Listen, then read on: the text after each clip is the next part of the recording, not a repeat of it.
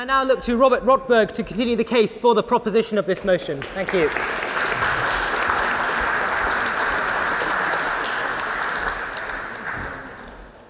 Just yesterday, in time for this debate, China completed a railway from Mombasa to Nairobi, under price and under time. In 18 months instead of three years, spending £2.5 billion to complete the railway, which it will continue to Kisumu on Lake Victoria next year. Nobody, no country, no opportunity, and no organization has ever done so much for Africa. The future of Africa depends entirely on China. That is why we must welcome China's impact overseas. There are 1 billion Africans today. There will be 3.6 billion Africans at the end of the century. Nigeria will be the third largest country in the world. It is now the 7th largest country. Tanzania will be the 5th largest country after the United States, and Congo, so-called Democratic Republic of Congo, will be the 7th largest country in the world. Africa desperately needs China now and for the next 5 decades, because Africa's population is growing, and without China's growth, there can be no growth in Africa, and there can be no stopping of the migrants to cross from Libya to Europe without China. That's why China's essential to Africa.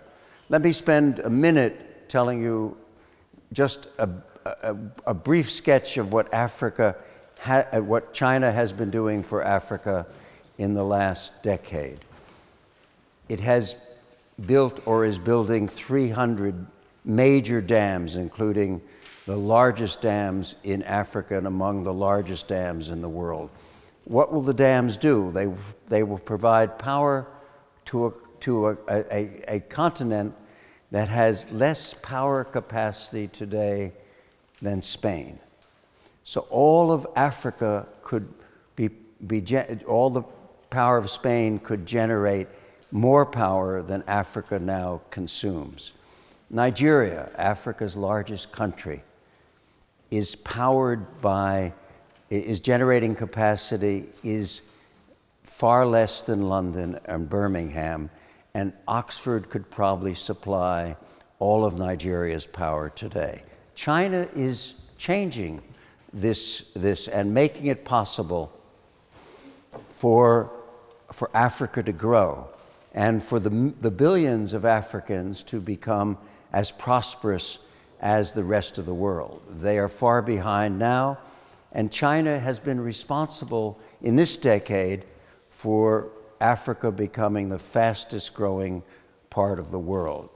That is new, of course, new in this century, but thanks to China. So what is China doing? It is, of course, fueling its own economy by buying the minerals of Africa, the petroleum of Africa, the gas of Africa, the diamonds, the ferrochrome, and the diamonds, and et cetera. Now, without China being able to purchase African goods, there would be no sales, and Africa would fall backwards. Africa would be unable to support what will soon be the largest cities in the world. Lagos and Kinshasa are the new Cairos, the new Mexico cities, the new São Paulos, and they're not ready. So China has already begun helping to create an infrastructure that Africa does not yet have. 30% of Africans have access on a daily basis to potable water. China might be able to bring that number to 60% of drinkable water. Sanitation is even lower in accessibility. China will be helping the cities of Africa to begin to cope with their growth. So China is critical, and that's why we must welcome its impact overseas. What else has China done? China has created many railways in addition to the Nairobi-Mombasa railway. It has, of course, transported oil out of South Sudan. It has exploited the mining resources of Africa, provided employment for Africans, not enough.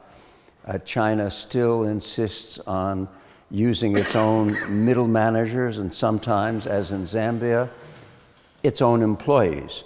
But that conceivably will begin to change. President Kenyatta of Kenya in Beijing last week made it clear to China that China had to up its employment of local people in Africa. So that's important. But everywhere in Africa, if you look at Namibia, China is important. If you look at Malawi, China is critical.